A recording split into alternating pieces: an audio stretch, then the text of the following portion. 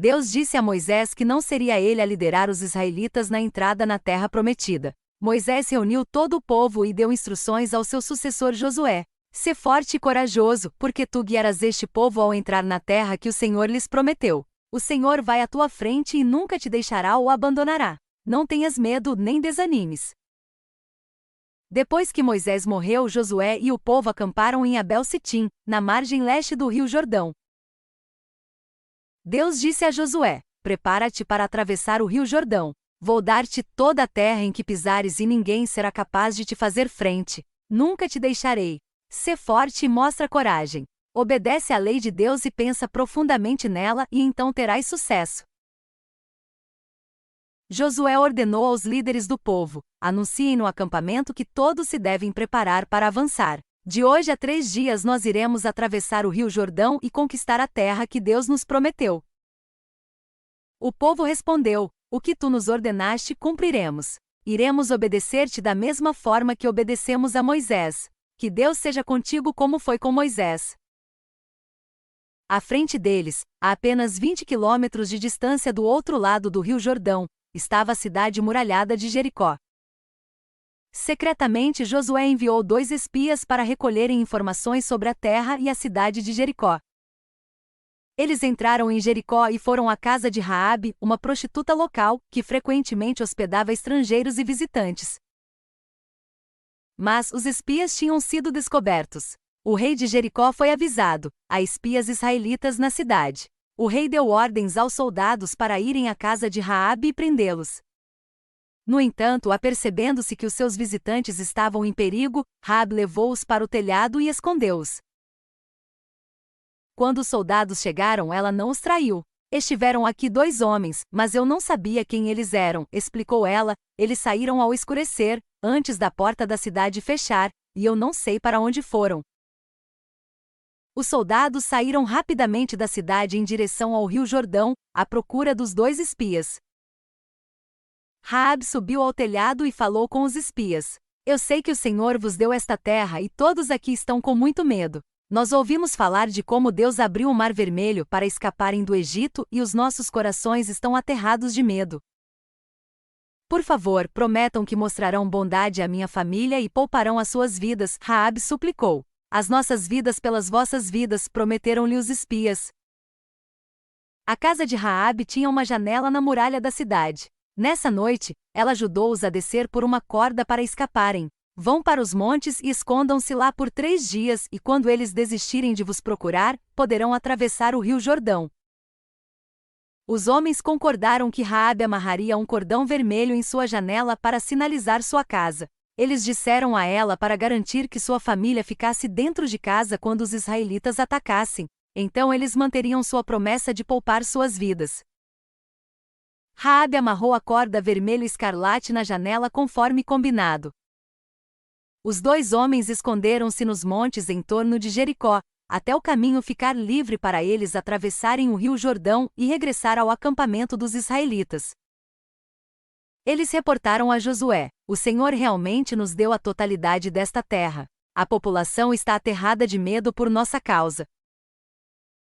Josué estava pronto para avançar para a terra prometida. Mas como é que todo este povo seria capaz de atravessar o rio Jordão, que estava cheio e a transbordar?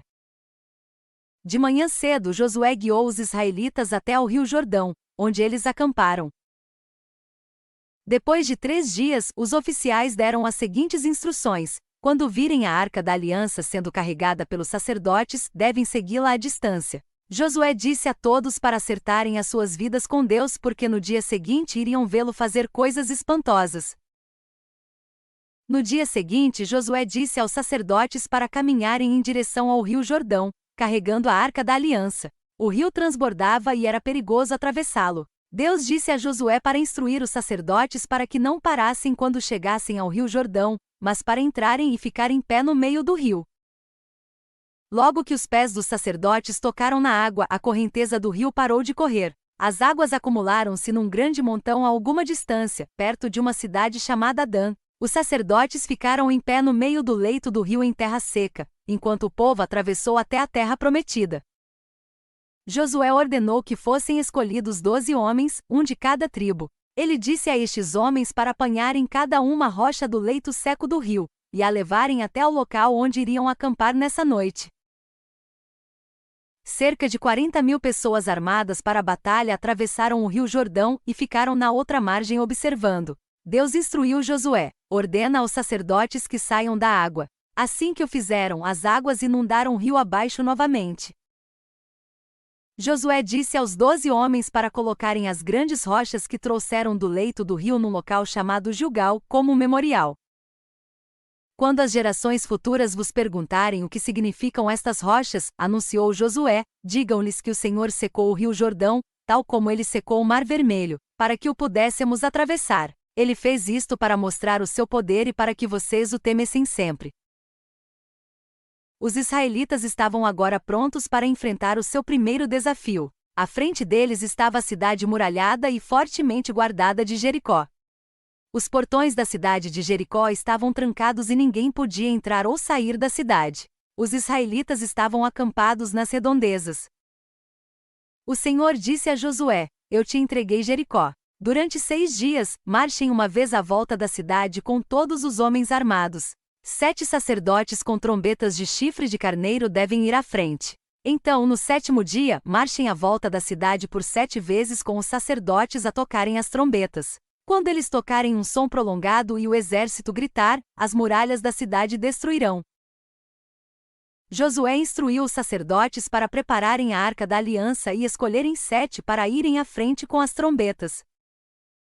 Ele então deu ordens para que os sacerdotes com as trombetas rodeassem a cidade, seguidos pelos homens armados. Os sacerdotes foram, tocando as trombetas, mas o exército recebeu ordens para permanecer em silêncio.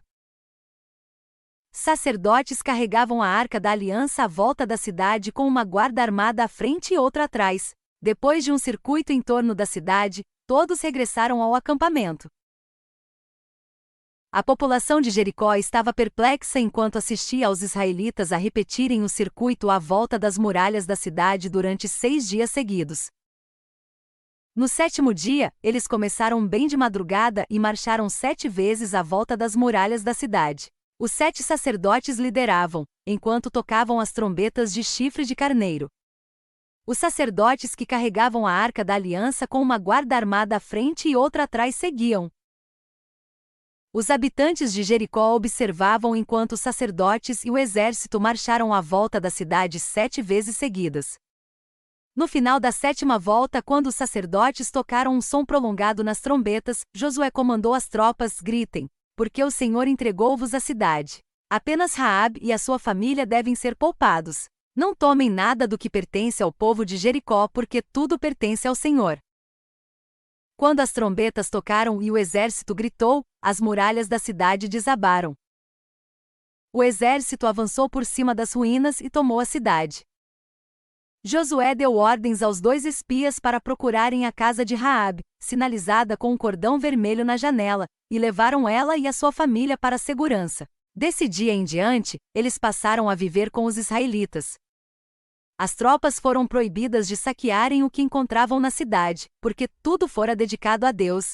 Foram avisados que, caso contrário, haveria consequências para eles e para todo o acampamento. Os objetos feitos de ouro, prata, bronze e ferro foram retirados da cidade e colocados no tesouro do Senhor. A cidade foi então incendiada. As notícias desta vitória incrível rapidamente se espalharam, e o povo soube que o Senhor estava com Josué.